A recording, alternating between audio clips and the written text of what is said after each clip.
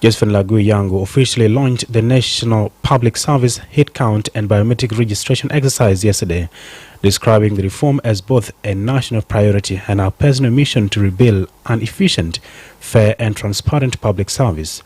She vowed to eliminate payroll, ghost workers and restore public trust. According to her, payroll reform is essential to restoring accountability, boosting morale within the public service, and ensuring that government resources benefit the entire nation, not a privileged few. The Vice President wants that no institution will be permitted to resist or evade the process, emphasizing the government's determination to establish a credible and verifiable database of all public servants. Lagu highlighted that the exercise goes beyond cleaning up the payroll. She noted that it aims to strengthen human capital development and reduce South Sudanese dependence on oil revenues by building a qualified and accountable workforce. She commended the Ministry of Public Service for its leadership and acknowledged the World Bank for its technical and financial support.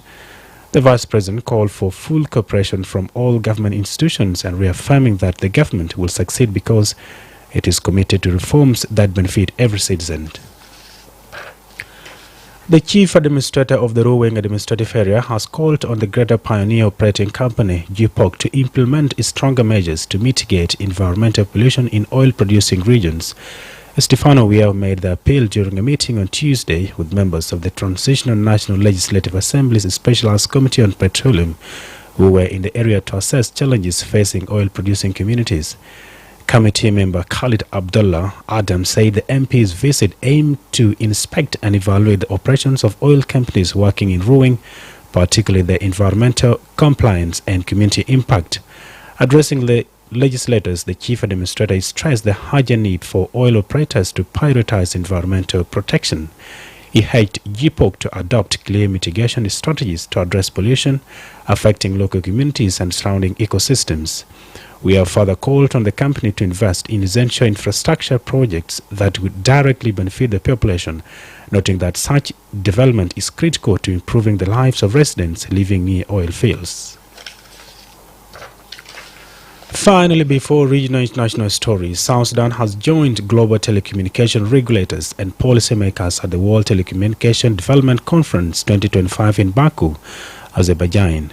The delegation, led by Deputy Minister of Information David Yao Jang Kuchi, includes key representatives from the National Communication Authority, Media Authority, civil society organizations, and the Universal Service and Access Fund, underscoring South Sudan's commitment to advancing its communication sector. The WTDC 25, which runs from November 17th to 28th at the Baku Convention Center, has gathered 2,500 participants from over 160 countries to review and promote crucial development projects. The 12-day conference focuses on key areas like cybersecurity, digital inclusion, ICT applications, innovation and regulation. Expected outcomes that will directly impact South Sudan and other nations include the adoption of the Global Roadmap for Digital Development 2026-2029, the identification of new regional initiatives and global priorities for telecommunication development, and special attention to the digital development needs of least developed countries, LDCs, a category which includes South Sudan. The conference features high-level delegations from around 60 countries represented by the minister and deputy minister level, highlighting the event's global significance. This is iRadio Morning News. Now to the regional international stories. Tanzanian President Samia Suluhu Hassan has acknowledged that her country's image for stability has been stained by the unrest that hit the East African nation during last month's evenly disputed elections. Speaking as she swore in her new cabinet yesterday, Samia warned that the violence could set the country back. The 65-year-old president said the country mostly depends on loans from international creditors, but what happened eroded their global credibility. She was declared the winner of October's presidential poll with 98% of the vote, but the opposition, which was barred from contesting, denounced the election as a mockery of democracy. Lazarus Chakwera, Malawi's former president and the Commonwealth envoy, is due to arrive in Tanzania to lead reconciliation efforts between the two sides. According to the opposition, hundreds may have died as security forces crushed the protest under cover of a 5-day internet blockout after the 29 October elections. The authorities are yet to release an official death toll. Finally, U.S. Congress has approved a bill to release Epstein files that will hit to Trump's desk.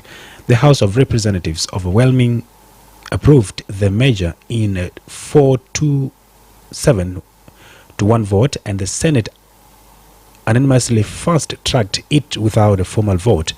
The moves come just days after President Donald Trump reversed his position and urged Congress to vote to disclose the roads following public pushback from many of his supporters. Last week, Trump and his ties to Epstein were thrust back into the headlines after more than 20,000 pages of documents, some mentioning the president, were released. The White House denied any wrongdoing.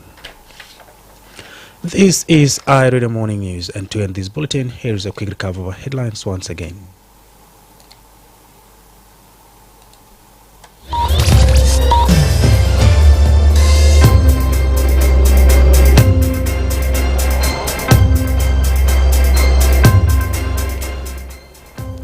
The Vice President and Chair of the Service Cluster has unveiled a nationwide biometric registration and public service headcount. The Chief Administrator of the Ruweng Administrative Area has called on the Greater Pioneer Operating Company, GPOC, to implement stronger measures to mitigate environmental pollution in oil-producing regions. And South Sudan has joined global telecommunication regulators and policymakers at the World Telecommunication Development Conference 2025 in Baku, Azerbaijan. That is the end of iRadio Morning News. If there is a story or an event you would like iRadio to cover or report about, please send us a text message on +211 925 287 870.